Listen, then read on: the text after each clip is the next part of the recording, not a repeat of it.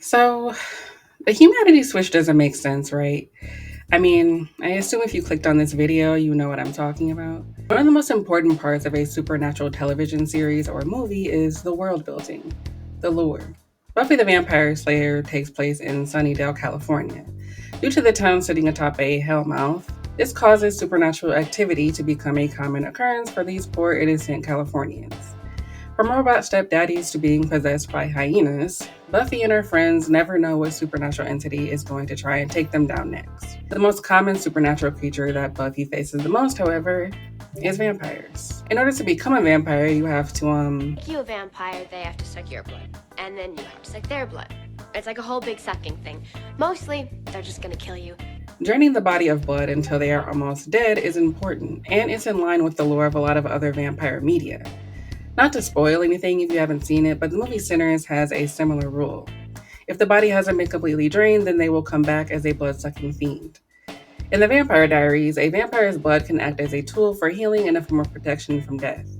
If someone dies with vampire blood in their system, they will come back to life, but they must feed on a human or drink human blood to complete the transition. During the transition, though, the person will experience intense hunger, their gums will hurt as their fangs are trying to grow in, and their eyes will become sensitive to sunlight. Now, I've never watched or read Twilight, but according to their wiki page, becoming a vampire sounds like an absolute nightmare. During this time, the human will endure indescribable pain. Once the venom is injected, the victim feels very close to being burned alive. The venom will then make its way throughout the body, next to the heart, and it will pump again and again in the heart until it starts meeting itself in the veins. Then it will burn all the veins until the heart stops beating. It moves slower than blood because it is thicker, which makes the transformation long lasting. Each beat of the heart can only push it so far. The changing or burning process is slow. The venom has to saturate every cell in the body before the process can be completed. There is no medicine that is strong enough to numb the pain. The best one could do is to immobilize the body. What the fuck? I mean, very well written description, but yeah, I think I'd rather just get my neck snapped. I mean, it makes sense that it would be excruciating. You're dead and you're coming back to life. That is unnatural. So, of course, it would be hell. You are from hell after all. At least in typical vampire lore. In Buffy, for instance, vampires can be repelled by a cross and holy water. No hints of religion exist in the Vampire Diaries, or at least not when it comes to vampires. What repels vampires in this world is a beautiful little plant called vervain, and once the secret vampire council realizes that vampires have returned, they begin secretly adding vervain to the town's water supply and even beverages at restaurants and bars. This prevents vampires from being able to feed on them if the vervain is in their system. It also prevents vampires from being able to mind control them. Vampires can look into a human's eyes and make them do whatever they want them to do. Whether it's telling them to simply not scream when they feed on them or telling them to be their little fuck toy, the possibilities are endless. And also rapey. But if said victim has been turned into a vampire, they will remember everything they were compelled to do or not to do. They remember things they were told to forget. While that can possibly be traumatic for people like Caroline, for example, becoming a vampire does have its perks. You have super hearing, super speed, something the show does not utilize when it would make the most sense. Like, there are episodes where we see them traveling long distances in cars. Like, why are you in a car? You have super speed. You can literally fast travel, but whatever. They can also get into people's heads, like give them a wet dream or nightmare or a happy, peaceful, you're about to die dream. The rules in the Vampire Diaries are low-key extremely creepy, and I don't even have a problem with that. They're vampires. It's a vampire show. Being creepy and feeding on people in a titillating way has always been a part of the vampire lore.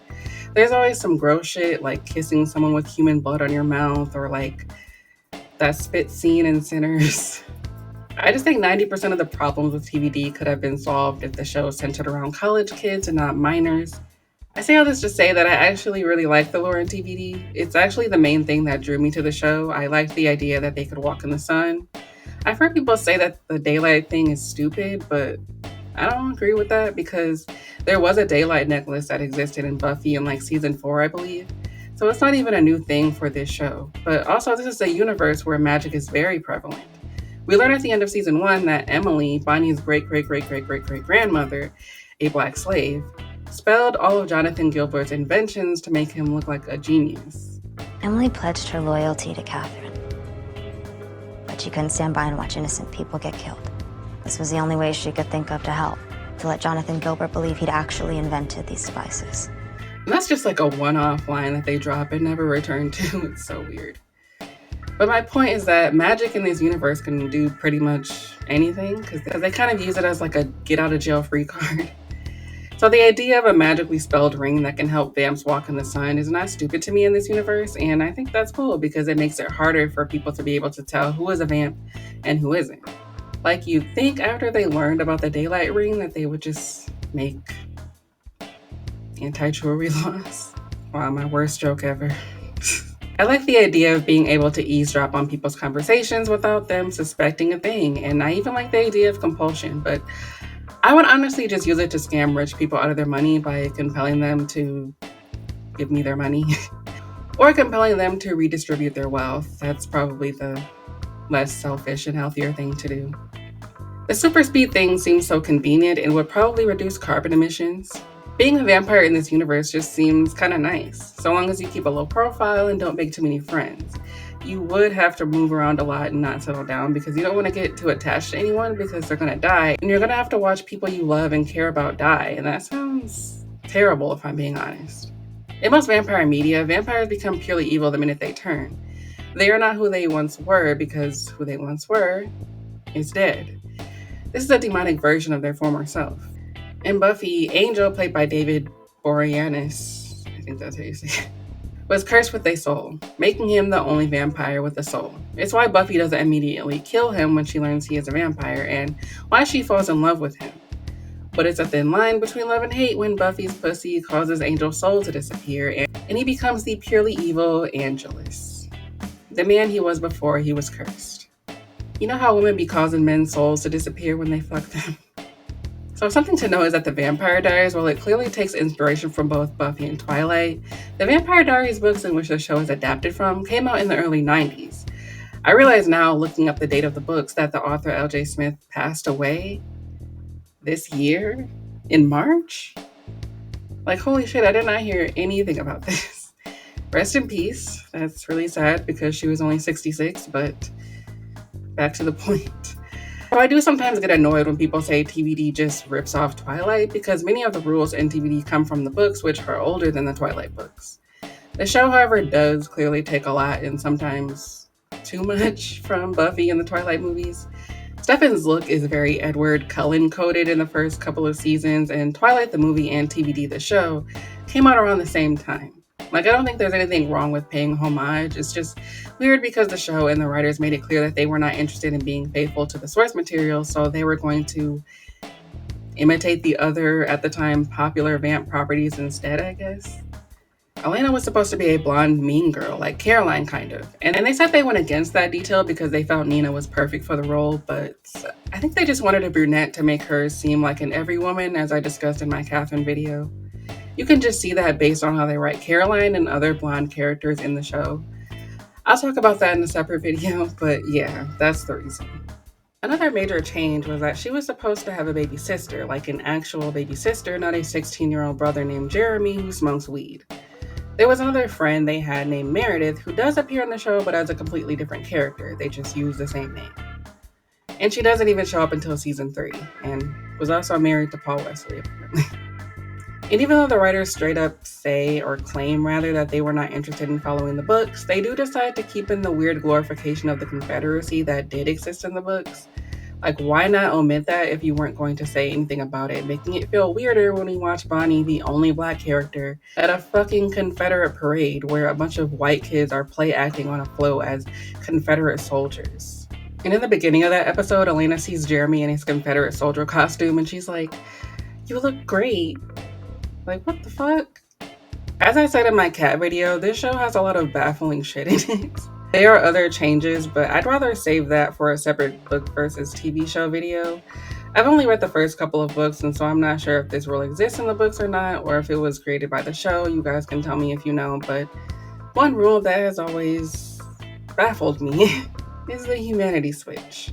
The humanity switch to me in some ways felt like a ripoff of the Angel has a soul thing from Buffy, because the storylines between the Angel losing his soul in season 2 and Stefan being forced to shut off his humanity in season 3 are very similar. In fact, Stefan and Elena's whole relationship is very Buffy Angel coded. They have so many scenes that mimic many of the memorable moments between Buffy and Angel. So, as I am wont to do, I put out a poll asking you guys about the humanity switch thing. If you thought it was dumb, if you thought it didn't make sense, or if it was flawed but overall wasn't the worst part of TVD's lore. 66% of you voted that it was silly, 30% of you said it was flawed, but some of the rules made sense to you, and 4% of you said it made sense to you. I wasn't really surprised by these results. I just really wanted to hear people's thoughts on it because I've always kind of hated this rule and have been wanting to bitch about it since I was like 16 or something. One of you said you really liked it because it added stakes, but that they can understand why some people felt the rule was dumb and maybe should have been more subtle than implying that the humanity switch seems to be an actual switch. And not like Nintendo, unfortunately. They also said that they could flip the switch on their suspension of disbelief and enjoy those storylines, which I don't know. I really liked how they said that. Because, yeah, I think at first it was easy to suspend your disbelief. When Stefan turns off his humanity, it's a huge deal for the show and for the audience because he is the good brother, the animal blood drinking, self righteous vampire who has a human blood addiction.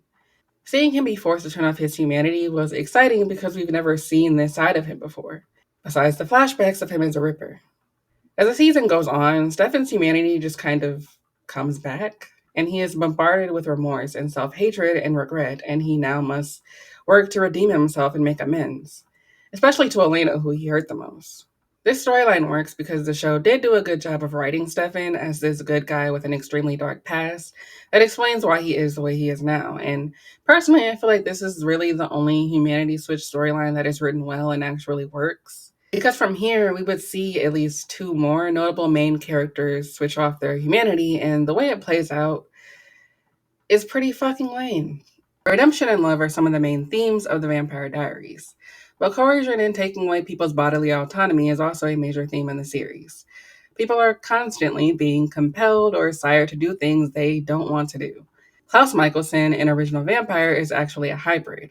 He's a werewolf and a vampire, and season 3 is mostly centered around him trying to build a hybrid army. When people who are werewolves like Tyler get turned into hybrids, there is a very high chance of them becoming sired to Klaus. This causes issues in his relationship with Caroline, who is disturbed by Tyler's loyalty to him. But he soon realizes that he needs to find a way to break the sire bond when Klaus abuses it, and it ends up harming Caroline. Tyler gaining back his freedom is extremely significant for Tyler's story, back when they gave a fuck about him. The show condemns this type of mind control even when they want to use it to their advantage, such as making Elena become sire to Damon to kickstart their relationship, which I now feel was even mean to DE fans. And I am a longtime Delena hater. I think that was such a shitty way to start that relationship. As much as I hate them, I do feel the build up to Delena was pretty well written, even if Damon sucks. They did do a good job of teasing their relationship only for them to fucking ruin it with the sire bond. What an awful way to start one of the most shipped relationships in TV history. Like, the sire bond completely ruins Delena in my opinion because the whole reason it's implemented is to add an extra hurdle to their relationship. As Kiki G said in her video about Damon, Damon is more hurt pride-wise that Elena is sired to him. Not that he has been unknowingly mind controlling her. Elena tries to assure Damon that she does really love him, and the big question is, will Elena still love him if the sire bond is broken? Well, he might get that answer sooner than he thinks, and it will be his own fault. Because Damon, I feel, takes advantage of the sire bond in a way that is really fucked up. I mean, I don't know how else to describe it. So towards the middle of season 4, Jeremy was killed. Don't ask how, I don't feel like explaining. It's a long story. And it ultimately doesn't matter because he comes back to life in the finale anyway. But he is killed, and Elena is in complete denial for 90% of the next episode, Stand By Me. Elena has already lost both of her parents and her Aunt Jenna, who was their guardian, so being in denial about your last living family member being dead is to be expected. Most of the episode is Stefan and Caroline badly whispering about how to get Elena to accept that Jeremy is dead, and Damon trying to find Bonnie so she can do what she does best, bring people back to life. Because this is the second time Jeremy has died and Bonnie has used magic to bring him back. Except he is not brought back in this episode, and so Elena finally accepts the truth, and her solution is to burn the house down. Got it. What are you doing? We need a cover story, right? You think I didn't hear you guys talking earlier? I don't want to live here anymore. I don't want these sketches. I don't want this Xbox. Honestly, I don't blame her. I mean, that's an understandable reaction at the moment, even if I think it's wild that she just burnt down an entire house that they were clearly not paying the mortgage for. Like, what was Jenna even doing career-wise? We know she was in school, but did she have a job? How are they affording this big-ass house in this nice-ass neighborhood? Anyway, Elena wants to burn down this house that she and her brother have been living in rent-free, and she ends up breaking down and crying uncontrollably. And so, because Damon doesn't know how to deal with Elena's emotions if they aren't lust, he, using the Cyberbond, tells her to shut off her humanity. It's what I want you to do.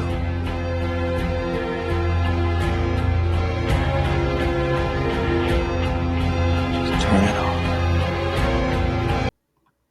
He does not know how to be supportive or comforting to his girlfriend, whom he claims he loves. So he tells her to just shut it off. And for some reason, the show does not condemn Damon for this, even though it's the exact same thing Klaus did to Stefan. From here, Elena predictably becomes a very mean and cold-hearted person who directs most of her ire towards Caroline for some reason, and feeds on numerous innocent humans. She's super bitchy, she's mean, and extremely apathetic. Angel and Buffy exhibits the same exact attitude when his soul is taken away, again via Buffy's pussy. And if you watched my male feminist video, you would have seen the clip of Joss Whedon describing this plotline as a horror movie version of the girl who has sex with her boyfriend who then quickly stops talking to her afterward. You know, things Joss himself was doing in his personal life, so he's a bit of an expert on the topic. Angel's sudden and jarring change completely breaks Buffy. This is her first love and the first man she's ever had sex with. And even though Joss Whedon sucks, I've always loved this episode simply because of the scene between Buffy and Giles at the end. If it's guilt you're looking for, Buffy, I'm not your man. All you will get from me is my support. And my respect. I take that as Giles being sex positive, and that's why I love him. Buffy's love for Angel is why she struggles to kill him. She wants to believe that the old Angel will come back. The stakes get higher, though, when Angel ends up killing Jennifer Callender, a teacher who worked at the school and who Giles was in love with. Buffy feels extremely remorseful over this and blames herself for not being able to just kill him. The episode ends with her stating that Angel is gone and nothing will ever bring him back. But he is brought back eventually when Willow does the spell Jennifer tried to do before Angel killed her. Unfortunately, this happened as the demon Akathla was about to suck the world into hell, and so Buffy felt sacrificing her vampire boyfriend who just did a bunch of fucked up shit should be the one to get sucked into hell instead. Angel isn't gone forever though. He comes back in season 3 and at first isn't himself. Buffy helps him secretly get back to his old self, but in episode 10, Amends, Angel is haunted, literally, by his past, and feels so much guilt over his past transgressions that he prepares to die by sunlight. Buffy tries to stop him, which ushers in one of the big scenes that the Vampire Diaries ripped off in season 1, episode 20, Blood Brothers. However, what both women say to these men is very different. Angel tells Buffy that he isn't worth saving, that he's a terrible person to his core, and that it's not the demon inside of him that needs killing, it's the man. Can never understand what I've done. Now go. You are not staying here. I won't let you.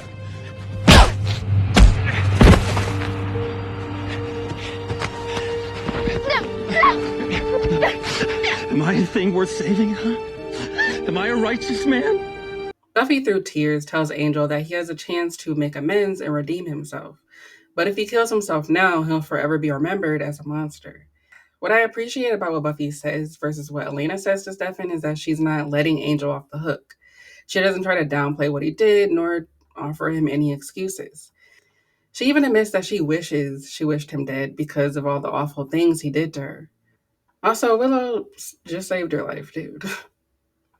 Now, why do I like this more than what Elena says? Well, for a bit of context, the latter half of season 1, we get a glimpse of Ripper Stefan for the first time in the series.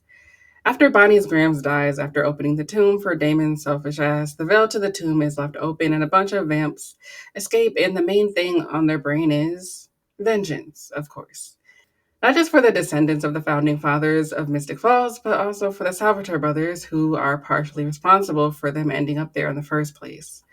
We hear a couple of them complaining about Stefan and Damon, how they cannot wait to run into one of those motherfuckers. They won't have to wait long because they literally run into Stefan when he decides to go for a run in the woods in the pouring rain. Is that something people do? I don't work out, I don't know. Why are you riding your 10-speed in the rain? I don't mind. A little drizzle never hurt anybody. I like riding the 10-speed because it's fun, gives me energy, and it's a great way to stay in shape. I don't know, just seems like you're setting yourself up to get pneumonia, but whatever. Due to the lack of sunlight, the vamps are able to capture him during the daytime. They hang him up, torture him with vervain, and slice his sexy abs. This show really likes having their male characters tied up as someone cuts their chest with a knife. Seems like a kink for them. Due to this torture combined with Stefan's animal blood diet, Stefan becomes extremely weak, and when Elena and him try to escape, he falls down and Elena cuts her hand. She pressures him to drink from her before one of the tomb vamps gets back up and kills them. This pushes Stefan into a full relapse, and he ends up feeding on one of Elena's classmates during the Miss Mystic pageant.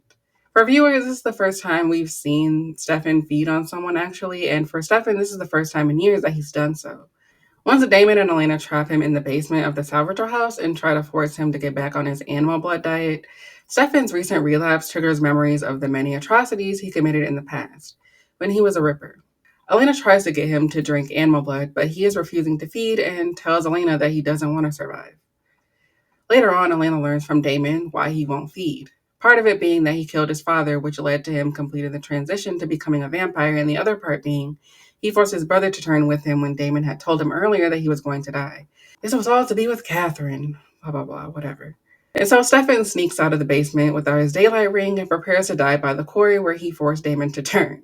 After Damon gives her the backstory, she finds him and, with his daylight ring in hand, tries to convince him that he is worth living. But what she says to him is actually pretty wild. Let's break it down. So Stefan broods about all the lives he has taken, and he says this. I thought I might find you here. I should have died that night. Just like I had chosen. I should have let Damon die too. But you didn't. And if you die now, it's not gonna change what happened. Every single person that's been hurt, every single life that's been lost is because of me. It's kind of a weird line, honestly, like, not to nitpick, but what do you mean every single life? You did not kill every single person who has ever died. What a weird line. And then it just gets weirder. The night that my parents died, I blew off family night so that I can go to some party. I ended up getting stranded and they had to come pick me up.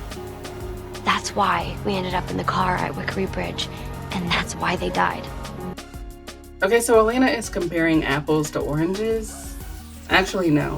Apples to, like, atomic bombs or anything that isn't an apple or a fruit.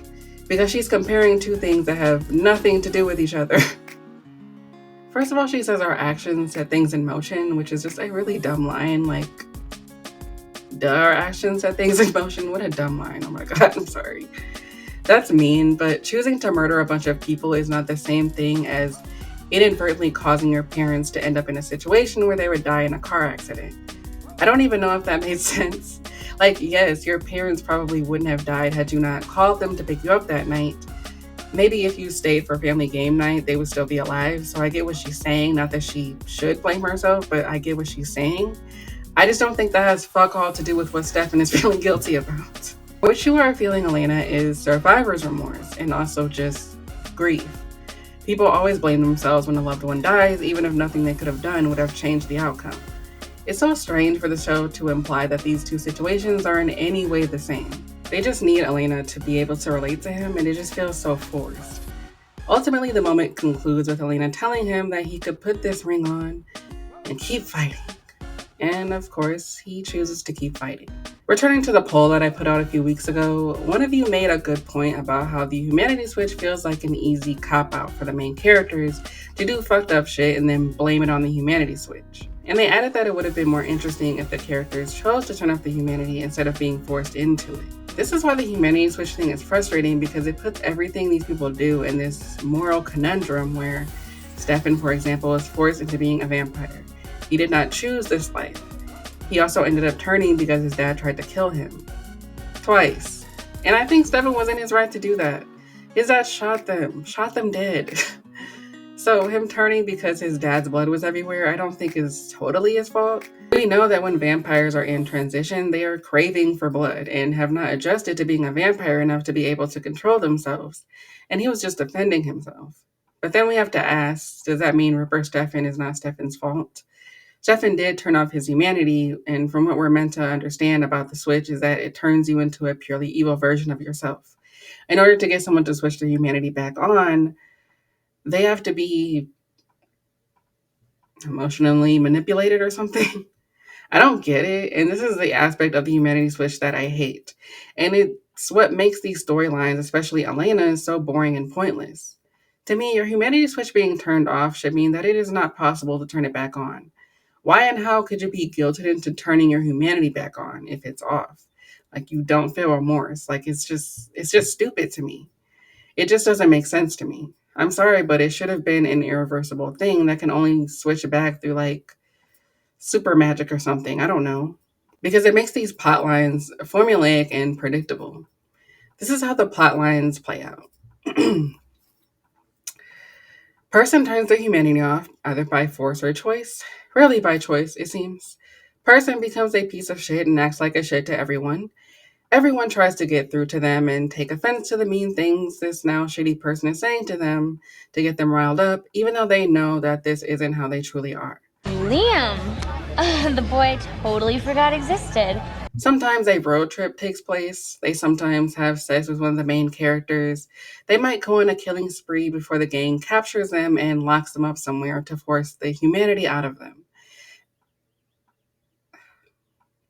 Or back into them. I don't know. And then something finally breaks through, and then the following episode will deal with the aftermath. The person feels immense guilt over how they behaved. The people they heard ask them if they meant the things that they said to them. Okay, what about us? Are we still friends? All those things you said when your humanity was off, is that how you really feel? Caroline, I really don't feel like going down memory lane. Well, what about when you said, and I quote, "You're a repulsive, blood-sucking control freak monster"? Did you really mean those things? In TVD, things get murky because in the case of Elena, she didn't choose this. So it's hard for me to feel that her friends even have a right to be mad at her when she literally didn't choose to turn off her humanity. Damon made her do that, and the show does not really chastise him for that. Like, this is the umpteenth time Damon has forced Elena to do something that she would never want. Like when he force-fed her his blood at the end of season 2, and this doesn't influence her decision on whom she chooses to be with at the end. It's so wild. If Stefan did that, she would have dumped him immediately. Like when Stefan lies to her once in a blue moon, she acts so betrayed and gets so angry at him. But Damon literally forces her to drink his blood and turn off her humanity, and she just goes back to him in like 2.5 seconds. It's infuriating to me. Speaking of Stefan, he was also forced to turn off his humanity. Twice. But we'll get to the second time in a minute. Let's stay on season 3 for now. Essentially, after Stefan sacrificed his life with Elena to save Damon and go travel the world with Klaus, he sort of went back to his Ripper days. He tries to convince Damon and Elena that he's not himself anymore, and Damon even thinks he's flipped his switch after he kills Andy. Or makes her kill herself, rather. It's pretty fucked up. Now, on some level, you could say Stefan is choosing to do bad things here. At this point, he doesn't have his humanity off, it's still on. He's just doing what Klaus wants him to do. And we know that Klaus is an original who can compel him and kill him with a werewolf bite. With Andy, I feel bad for her, but I don't feel bad on Damon's behalf because, for one, he did not care about her, and two, he killed Stefan's best friend Lexi, and call me fucked up, but I personally am going to call that karma. I just am. The show doesn't acknowledge that because why would they, but I'm going to. Anyway, my point is, I feel Stefan was put in a very tough situation where he both wanted to save his brother and keep Elena safe, because at this point, Klaus believes that Elena is dead.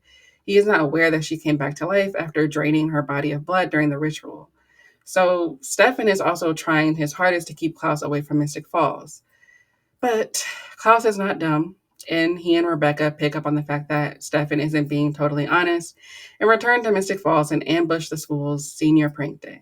Klaus tries to compel Stefan to feed on Elena, but Stefan fights the compulsion until Klaus compels him to just turn off his humanity. And now he must work his way back to his old self and then figure out how to redeem himself.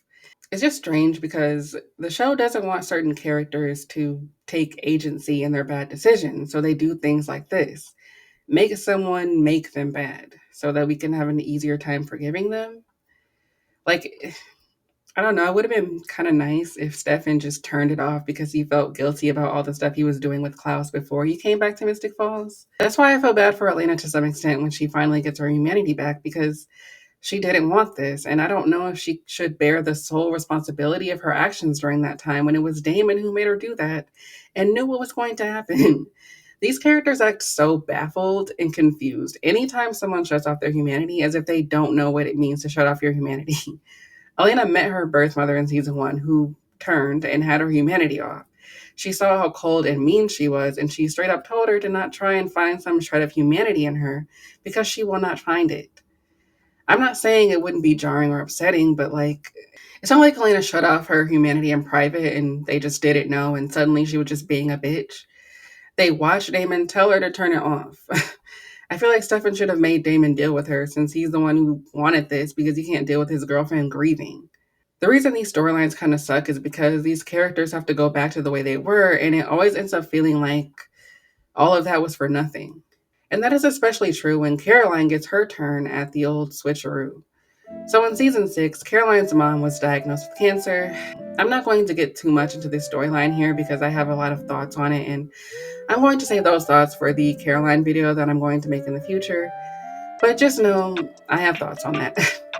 For now, I'll just say Caroline's mother, who works as the town's sheriff, who was on the secret vampire council and who she previously had a rough and distant relationship with, dies towards the middle of season 6.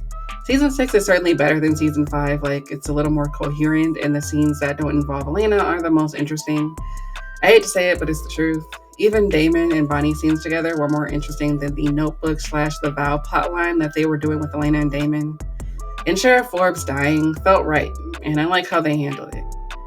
I'm a Caroline fan, which I know is cliche, but to me, she's one of the most well-rounded of the female characters, and I always related to Caroline's bitchiness towards her mom. I hated my mom when I was a teenager, and I've always loved how their relationship evolved. So when she died in season 6, it was actually really sad to me. During this entire season, it was revealed that Caroline had fallen for Stefan. Stefan thought his brother was dead, and so he left Mystic Falls and tried to live a different life somewhere else. I can't remember where he went. While he was away, he kind of just cut everyone off and ignored Caroline, who was trying to get in contact with him. Stefan later returns to Mystic Falls because no one can just leave this stupid town behind. He reunites with his brother when Bonnie martyrs herself for him. And the rest of the season is just Stefan trying to reconcile things with Caroline, who he now knows has a thing for him. Why? Why was I listening? Why do you have a thing for me? Listen. Again, not going to get into my thoughts on the Stefan Caroline thing too much because that's a topic for another video and I don't want to go on a tangent. But the way this plays out is so frustrating to me. I think Caroline had a right to be mad at him, but what ends up happening is, once again, Julie Plek's favoritism and deep-seated hatred for her own character is making way for shitty writing. So Caroline's mom dies, and in the next episode, we watch the gang attend her funeral. Just before the service starts, though, Stefan comes to talk to Caroline. At first, she's like, I've been trying to figure out what category to put you in, and says there's no time like the horribly inappropriate present to get to the bottom of that. And the whole time, Stefan puts on his concern eyebrows, which gives Caroline pause. But all Stefan says is that he would like to talk to her alone after the service sometime. I want to talk to you about all this. I do, but maybe when we're alone after you've had a chance to get through the day. Yeah, God, of course. This is not the time. I'm so sorry. Hey.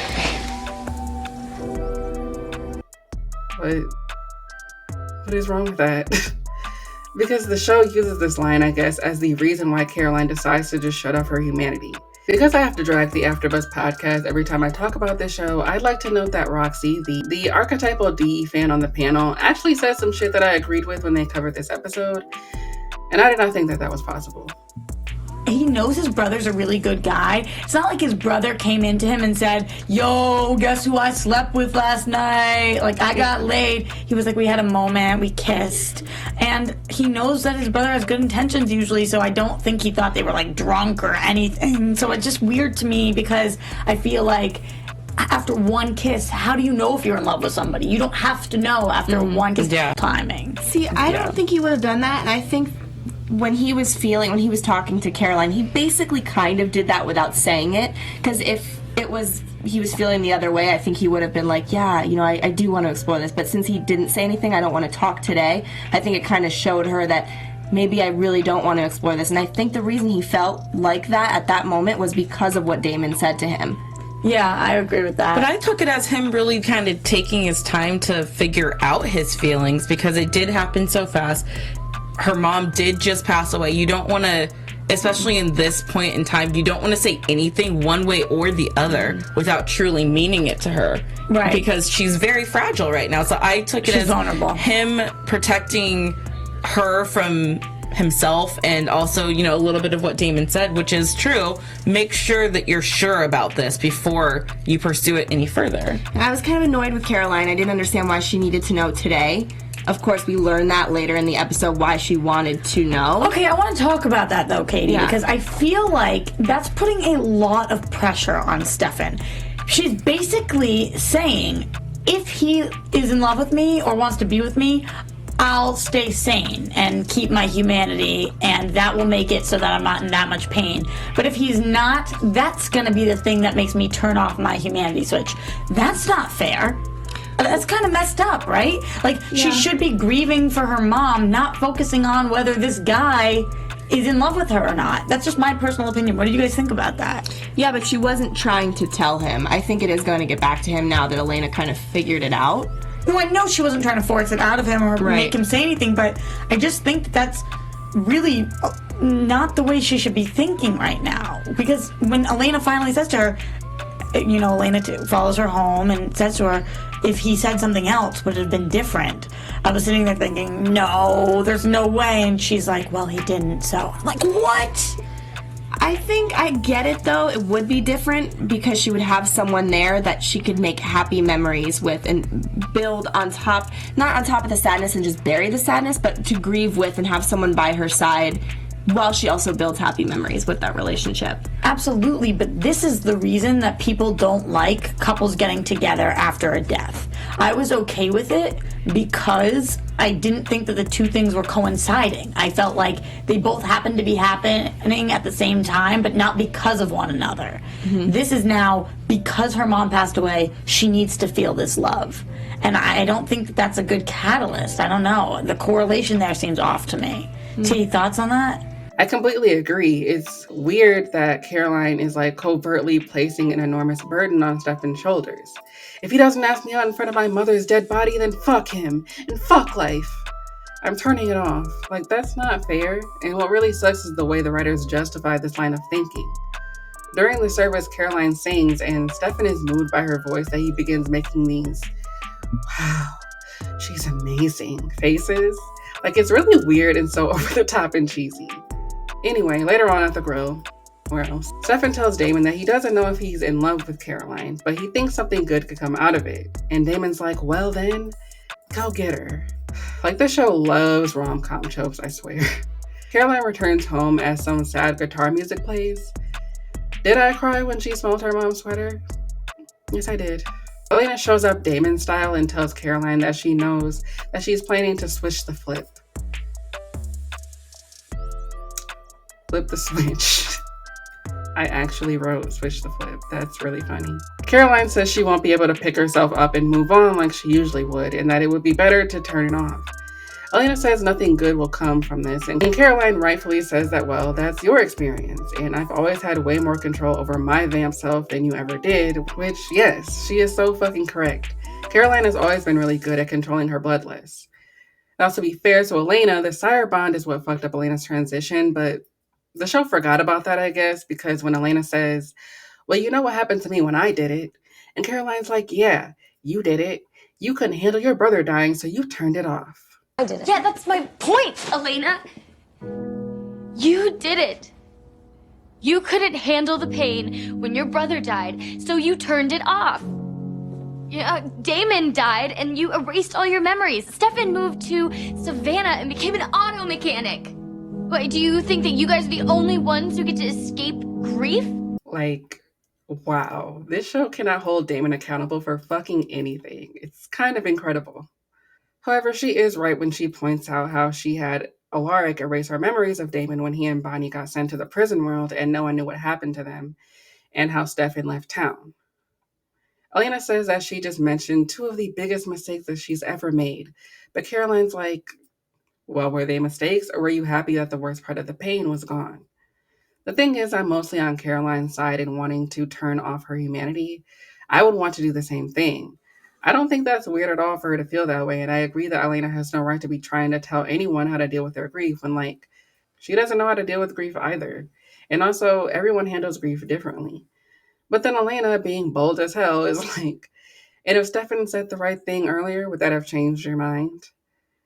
And that's like when that ooze soundtrack that you hear in sitcoms would come in. I just need the pain to be gone. And if Stefan had said the right thing earlier, would that have changed your mind? Caroline says, well, he didn't, so it doesn't matter. Girl. Caroline breaks down and Elena tries to comfort her and she snaps her neck. That's my girl. I'm not gonna let you do this.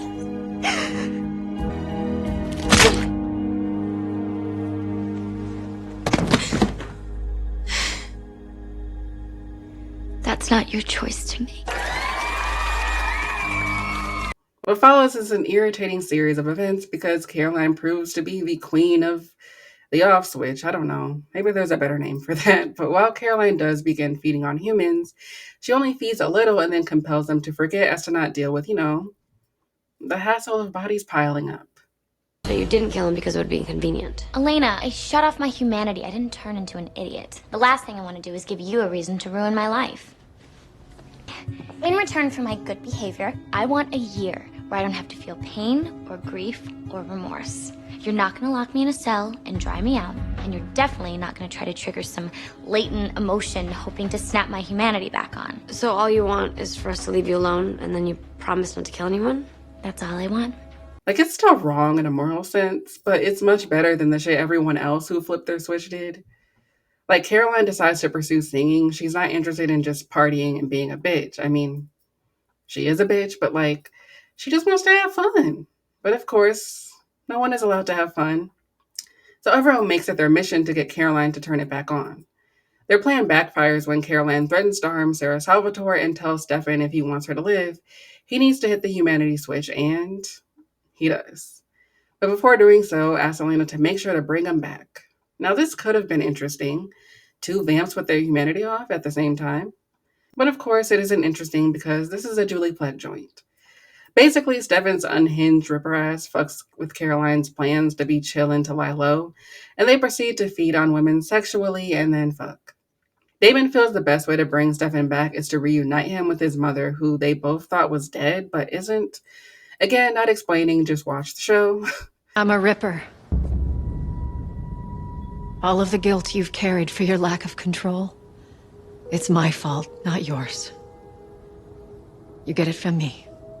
It works, but Caroline is unaware that this happened, and so Stefan pretends like he still has the switch down and not up. And in the next episode, they plan to trap Caroline and Stefan in a room where they can, you know at this point.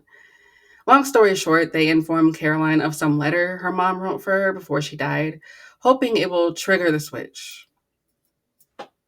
Like, it just sounds sillier the more you say it. Like, I sound dumb saying trigger the switch. But anyway, it doesn't work as she forces Stefan to burn the letter. Yep. I remember when she taught me how to write my name in cursive. So what? Am I supposed to read this and snap back to sad, pathetic, motherless Caroline? Burn it. What? No! Sorry, Elena. But if you want us back, you're gonna have to try a lot harder than that. But then Stefan enters her mind and we flash to him, giving her a real memory of him and Liz. So Liz apparently told him that she hopes him and Caroline will be more than friends, which is so fucking weird. I mean, I suppose she's dying from cancer and she just wants to make sure her daughter is happy with someone, but like, I don't know. This is just another moment to make Stefan feel like shit for not going out with her, even though Caroline only recently started talking to him again. It took like 7 episodes for her to finally forgive him for ignoring her all summer. I don't blame Stefan for wanting to wait before they dive into things, especially with her mom dying of cancer. I would also feel like I was maybe taking advantage of someone if I tried to come on to them while their loved one was dying. Like, this show's sense of morality is so fucked. Like, it's so fucked. Anyway, Caroline sees the letter her mom was about to mail out, and the switch is flipped, and she now feels like absolute shit. And her friends did this for her own good, apparently. What do you think she wanted to tell me? Whatever it was, it's gone. What the fuck, man? Here's why I hate this. Caroline wanted to turn her humanity off. She was not hurting anyone, or well, she wasn't killing anyone. And she was chill. Like, leave her alone. She chose this because this is how she wanted to deal with her grief. She has a right to do that. Elena and Damon wanting to help Stefan get his humanity back makes more sense because Stefan did not choose that. And they know that the real him would not want this. But Caroline did, and she was doing fine, but of course, no one is allowed to actually have agency, so they give her her mom's letter, knowing that she has her humanity off and would potentially do this. Why is Elena shocked that Caroline burned the letter? You've dealt with humanity-less vamps before, you should have known that this would happen. And like, it's so annoying because now Caroline has to feel like fucking shit now for doing something that her friends should have known she would do. Like, that's so shitty to me. At the very least, Elena could have just been nosy, opened the letter, made a copy, and then like reseal it just in case. I actually felt really bad for Caroline when she just broke down Rebecca Bunch style. I tried to kill you, and then I made you turn it off, and then oh my god. Caroline, it's okay. I'm so sorry, Stefan. I ruined everything. I ruined everything. Like, that sucks. And like, I get the message is like, you should feel your feelings. You shouldn't run away from them. And like, yeah, that's true, but so what? Grief is really hard. Losing a parent can be really hard. Some people never recover from grief, which is really sad. And like, Caroline wanted to do this. I don't know. It could have just left her alone because to me, it would have been kind of cool to see Caroline with no humanity for a while and that just being a thing for like half a season. I mean, why not? I just hate that they would purposely introduce this letter just to make Caroline feel worse than she did before she showed off her humanity. Like, yeah, Julie Plec has her favorites, but she hates them just as much as she hates the characters that aren't her favorites sometimes. A few episodes later, Caroline like blames Stefan for not just telling her he was down to fuck as her mom's dead body laid next to them in a casket. And even though Roxy from AfterBuzz made a great point about this being very unfair to Stefan, it pissed me off when they cover this episode. I just wanted to say that I was actually proud of Caroline in this moment because I loved what she said. The one moment when I needed you to say something. Think of all the things that could have been avoided if Stefan had grown a pair of balls and gone up to Caroline and just said, "Yes, I have feelings for you." He didn't know if he did. And I understand that, but now she has to live with this guilt of what the spiral she went down. I still believe in them. I still think it's going to come, but I think Stefan needs to really kind of step into a role to prove to Caroline now that he is worthy, because she was point blank like saying, "Hey, look at me over here, I'm right here," and he was ignoring it. So if you were that thirsty for a guy and he ignored you and then all of a sudden he's like, "Yes, I love you," or whatever, you're not just gonna be like, "Okay, I forgive you, all's forgiven." Like, no, you gotta make him work a little bit. But she can't blame him for, like, you know, he's the reason to why she spiraled and did all these things. She can't blame him, but this is one of those classic you want what you can't have kind of things, and it's not her problem that he was confused. That's what I was gonna say. Yes, he was confused, but that's not her problem. She was just being her, and he needed to figure his stuff out. That's not her fault or her problem. So she was saying, I needed this one thing from you, and you couldn't give it to me, and that's a little unfair to put on him, but at the same time, it's true. We've been very aware of how Caroline's felt for now, like 2 seasons. Yes. Well, maybe he didn't see it. I believe that he didn't see it, and he dodged her calls all summer. Well, actually, no. He was dodging her calls because he couldn't deal with losing his brother. Right, but I'm saying he knew. But No, not necessarily. That was just like a really best friendship thing. Even a year ago, she said it to him, and then he definitely knew because she said it. Well, he didn't know how he felt, and he wasn't going to make a rash decision and hurt her, so he was taking it like step by step, little by little, because as we know, Stefan and Elena were soulmates, so he's moving on from that. So he's taking it slowly. I just can't be clumped in your we anymore. I can't be part of your we. But listen, you guys, Stefan like redeemed himself with her. He literally turned off his humanity for Caroline.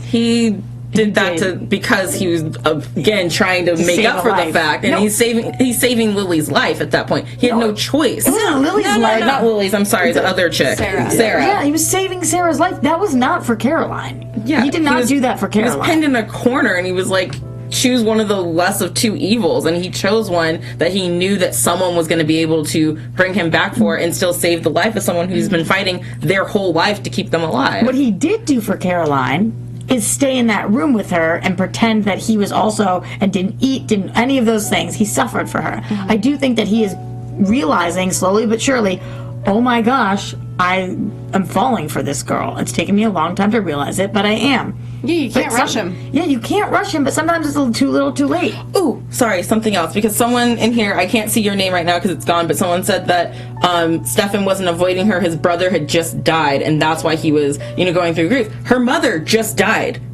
So in the same way that Stefan couldn't deal with her, hand up and then she put it right down. The same way that Stefan couldn't deal with her in that moment, right after his brother died, her mother just died. She's going through the same thing, and she just turned off her humanity. He went and hid for months after it. So let her have some space, and they're gonna get back together. They just need some space right now. She needs space. But so nobody should be mad at nobody.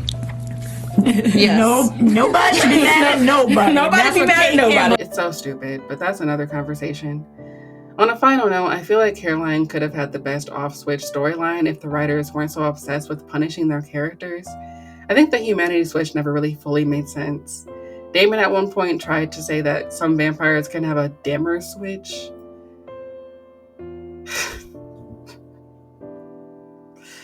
TBD isn't even a campy show, but that's campy and stupid. Anyway, that's all I got. Bye.